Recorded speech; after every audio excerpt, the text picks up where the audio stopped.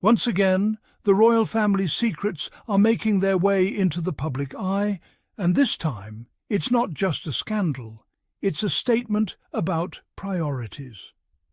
Believe it or not, insiders from within palace circles are now claiming that Prince Harry, the man who simply wanted peace, independence, and to protect his family, is somehow seen as a bigger issue than Prince Andrew, the royal linked to one of the darkest controversies in modern royal history.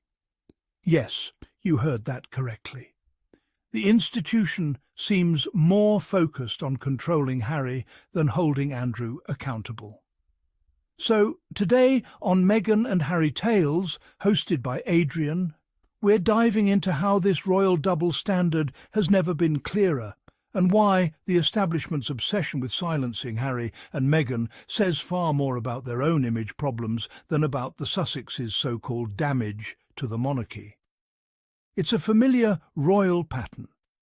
Every time Prince Andrew's past resurfaces, suddenly the British press finds a new excuse to drag Harry and Meghan. Like clockwork, when any fresh detail about Andrew's connection to Jeffrey Epstein hits the headlines, a new round of anti-Sussex stories appears almost instantly. Coincidence? Not quite. It's the palace's age-old playbook: distract, deflect and destroy all while protecting their own.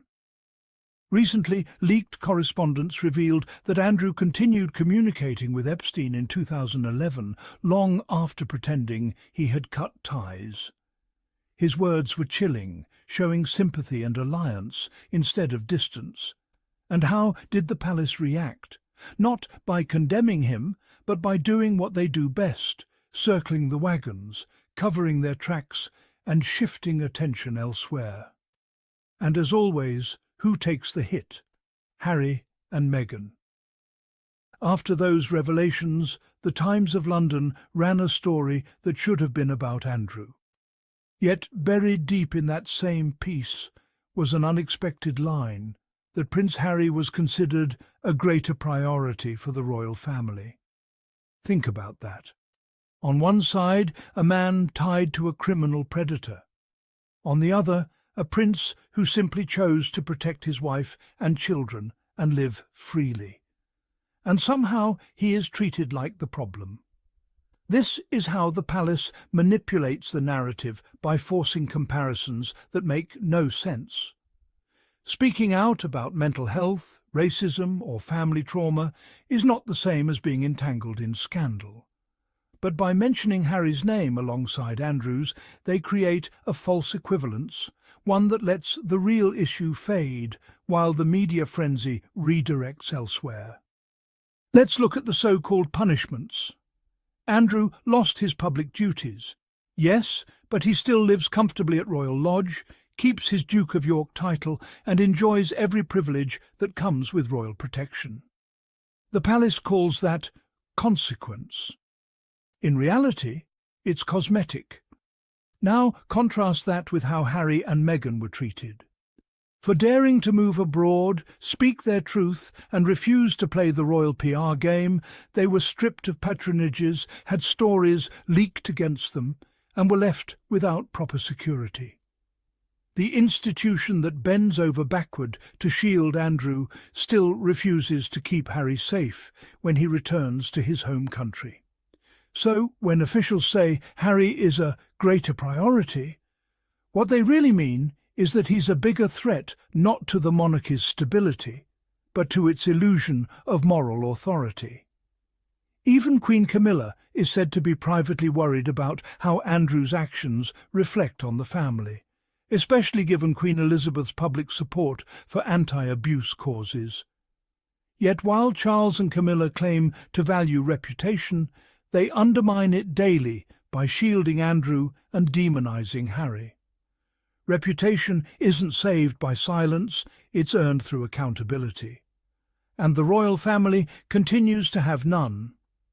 Andrew still holds his titles, still lives in taxpayer-funded comfort, and still qualifies as a Councillor of State, meaning he could technically act on the King's behalf. Just think about that.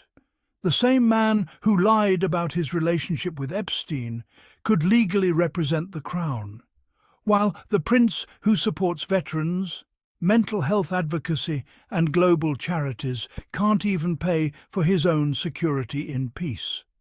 That's not leadership, it's hypocrisy. The palace insists Andrew's finances have been cut off, yet somehow he continues living in a 42-room mansion with costly maintenance. If it were Harry or Meghan, the tabloids would run endless stories about Mexit millions and question every cent. But when it's Andrew, silence. Different rules for different royals always. Now, let's talk about this so-called Harry problem. Some royal staff reportedly nicknamed him the second Duke of Hazzard, a cruel and childish insult that only exposes the pettiness behind palace doors. Even insiders have admitted that the amount of time and energy wasted targeting Harry is ridiculous when there are far bigger issues to address. Harry's not the problem, the system is. His only crime is refusing to be controlled. He asked for basic security, focused on building a positive legacy with Meghan, and dedicated his platform to charity, community, and compassion. And for that, he's branded as a rebel.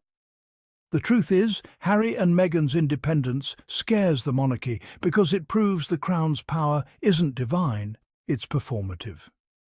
For centuries, the palace has controlled narratives, deciding who's noble, who's scandalous, and who's worthy of sympathy.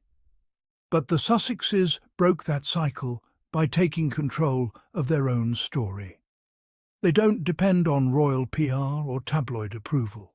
They reach people directly through media projects, humanitarian work, and authenticity. That's why they're attacked so viciously. Not because they've failed, but because they've succeeded and thrived without the institution's permission. Let's be honest. The Sussexes aren't the ones hurting the monarchy. The monarchy is hurting itself. Every time the public sees Andrew protected while Harry is vilified, the institution loses credibility. You can't claim to stand for service and honour while defending someone accused of wrongdoing and punishing those who simply speak the truth. Public opinion reflects that. Andrew's reputation is at an all-time low, while Harry and Meghan continue to rise as global figures of compassion and leadership. Their partnerships with Netflix, Spotify, and major charities keep making real-world impact, while Andrew clings to his titles and taxpayer-funded privilege. So when palace sources call Harry a greater priority, what they truly mean is, we fear his influence. Because truth-tellers are the biggest threat to corruption. The public isn't blind. They can see how the palace drags its feet on Andrew's case, while amplifying every false headline about Harry and Meghan. They can see the recycled gossip, the distractions, the coordinated leaks. And in 2025, people aren't falling for it anymore. They want transparency, not tradition. Accountability, not arrogance. And that's why Harry and Meghan continue to win, not because of their titles, but because of their integrity. The palace doesn't have a Harry problem. It has an accountability problem. The monarchy's refusal to act against Andrew while relentlessly targeting Harry is the clearest sign that privilege still outweighs principle behind those palace walls. But no matter how many smear campaigns or false stories they circulate, the truth shines brighter. Harry and Meghan's compassion, independence and purpose have outshone the outdated pageantry of a fading institution. If you stand with them, make sure you're subscribed to Meghan and Harry Tales, hosted by Adrian. Tap the notification bell and drop a comment telling us where you're watching from. Until next time, stay kind, stay curious, and never let the palace rewrite the story.